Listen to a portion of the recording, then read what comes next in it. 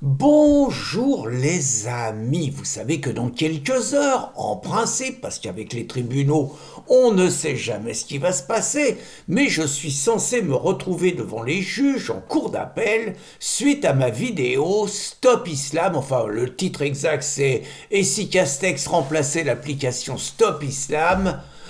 Stop Covid, l'application Stop Covid par l'application Stop Islam. Donc ça m'a valu, après les signalements classiques des mouchards professionnels antiracistes, une plainte du procureur de la République, payée par mes impôts, un premier procès ainsi que le président de Riposte Laïque Guy Sebag, et devant la 17e chambre, on a été naturellement jugé coupable d'incitation à la haine, blablabla, et au total on se prend 13 000 euros plus les frais de justice, on se prend 15 000 euros en première instance.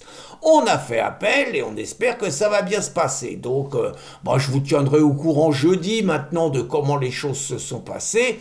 Mais en attendant, comment ne pas évoquer le thème de la liberté d'expression, de la dictature qui est en train de se mettre en place et qui est de plus en plus féroce, en évoquant deux superbes pieds de nez qui font plaisir contre les maîtres censeurs, et ils viennent de Cyril Hanouna et de Bruno Gollnisch dans des manières de faire complètement différentes naturellement. Alors Cyril Hanouna, qui a été viré par l'Arcom, dont on a dit toujours le plus grand bien depuis quelques jours, voire quelques semaines, donc Cyril Hanouna, il me plaît de plus en plus, parce qu'il a annoncé qu'il continuait l'émission, mais qu'il la continuait à travers les réseaux sociaux, à travers Internet, à travers donc les opérateurs, que ce soit YouTube, Free, Bouygues, enfin il a trouvé un moyen d'avoir au moins 7 ou 8 relais pour faire son émission comme il le conçoit, et très franchement, le mec, le premier soir, il a fait un tabac. Je crois que sur YouTube, il a fait 250 000, je sais pas combien il a fait sur les autres, mais enfin, le mec, il fait mieux que certaines chaînes qui sont encore sur la TNT. Et très franchement, Hanouna, bon, on sent qu'il est sur un nuage. Il est aux anges. C'est le garnement qui ne se laisse pas emmerder. C'est un espèce de Gavroche. Je trouve qu'il se bonifie, ce mec. Il a une gouaille, évidemment, il se fout de la gueule de ses ennemis sans se gêner. On sent que c'est le patron de l'émission, hein, c'est le boss. Faut marcher comme ça, mais on sent en même temps qu'il y a un rapport très affectif avec ses collaborateurs qui sont, certains sont très cons, hein, Guénolé, Verdez, c'est pas nos potes, mais enfin ils font partie de la tribu, ils font partie de l'équipe, peut-être qu'ils jouent un rôle dans les grands équilibres, mais enfin très franchement j'ai regardé 10 minutes, je me suis marré comme un bossu. Alors je sais pas du tout si ça va être un baroudonneur, s'il veut un peu sauver la face avant de continuer à faire sur Europe 1 ses émissions, sur CNews, tout ça, bon, j'en sais rien. Mais en tout cas, c'est savoureux de le voir se foutre de la gueule de tous ceux qui l'ont enterré un peu trop vite. Alors après, je vais pas rentrer dans le débat parce qu'il a l'air, je pense que c'est un coup de pub, mais il a l'air de ne pas exclure une possible candidature à la présidentielle en 2027, style un peu Coluche des années 80. Je suis pas sûr que ça serait sa meilleure idée, mais en tout cas qu'il brandisse la menace, l'hypothèse, je trouve ça drôle. Donc voilà. Donc Cyril Hanouna, premier coup de chapeau, et très franchement, bon bras au connard de l'Arcom. Alors deuxième coup de chapeau, ça va vous étonner, mais c'est Bruno Gollnisch. Alors avec naturellement beaucoup moins d'audience, beaucoup moins de succès, mais malgré tout une qualité. Alors je vous explique le contexte.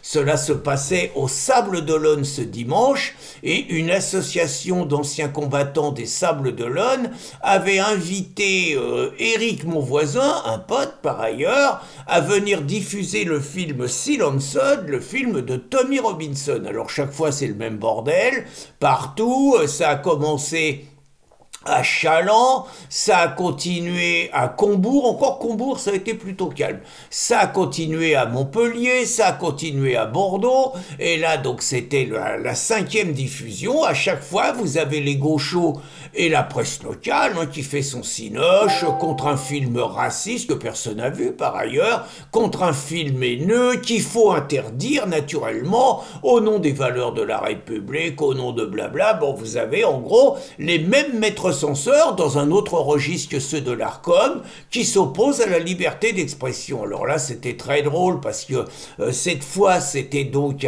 au Sable d'Olonne et Éric Mauvoisin et les organisateurs avaient obtenu une salle municipale. Alors la fureur évidemment de tous les gauchistes qui ont insisté pour dire faut interdire, deux conseillères municipales coco qui étaient dans le coup aussi, et puis finalement le maire s'est appuyé sur la Constitution tout simplement. Yannick Moreau a dit la Constitution autorise le droit de manifester, la Constitution autorise le droit d'association et la Constitution autorise le droit de réunion. Je vois rien qui pourrait troubler l'ordre public dans la diffusion de ce film, donc j'autorise. Évidemment, les gauchos ont foutu le bordel le samedi au Sable d'Olonne, enfin ils ont foutu le bordel à 30, et puis ils se sont retrouvés à 40 devant la projection du film. Alors évidemment, Ouest France a annoncé qu'il y avait 120 manifestants, et ils n'ont pas dit le nombre de personnes qui étaient présentes pour regarder le film. Donc le film, je vous en ai déjà parlé, mais ce qui était passionnant, c'est la conférence de Bruno Gollnisch, donc que j'ai déjà eu le plaisir de rencontrer aux Fêtes du Cochon organisées par le Parti de la France. Donc Bruno Gollnisch a fait vraiment une magistrale conférence sur toutes les lois liberticides qui, en France, finalement, ne sont utilisées que pour justifier la répression contre les dissidents. Alors c'est énorme, parce que, par exemple, il a cité 25 exemples où vous pouvez plonger pour discrimination, tout simplement, discrimination en raison de la religion, en raison du sexe, en raison des pratiques sexuelles, en raison de la maternité, en raison de l'âge, en raison de la corpulence, enfin bon, c'est un truc invraisemblable, quoi. Et alors que dans la vie, ce qui explique Bruno, mais ce que d'autres ont expliqué avant, discriminer, c'est choisir. Moi, j'ai choisi Christine Tazin, peut-être que la réciproque est vraie, j'ai discriminé des millions de femmes, pourquoi je ne les ai pas choisies elles, vous voyez. Bon, et franchement, la démonstration est magistrale. Bruno, d'autre part, cite quelques exemples où les dissidents ont été persécutés par les juges en raison uniquement de leurs orientations politiques et absolument pas par rapport à leurs propos, mais il démontre surtout tout au long de cette conférence que vous avez un véritable arsenal juridique, une machine de guerre pour s'opposer à la parole libre de ceux qui ont le tort de mal penser.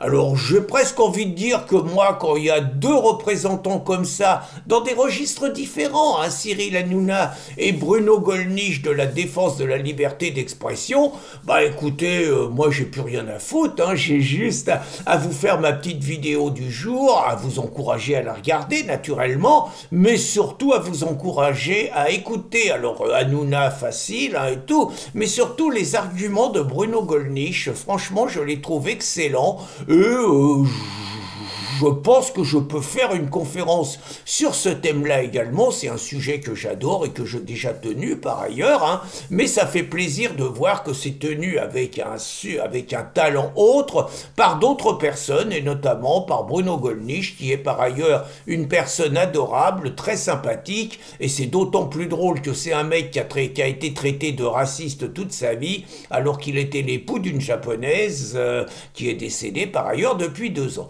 Donc je vous encourage vraiment à regarder ces deux vidéos, à faire un superbe pied de nez au maître censeur, et je vous donnerai des nouvelles de mon procès jeudi dans 2 jours. Je pense qu'il va se passer des choses intéressantes.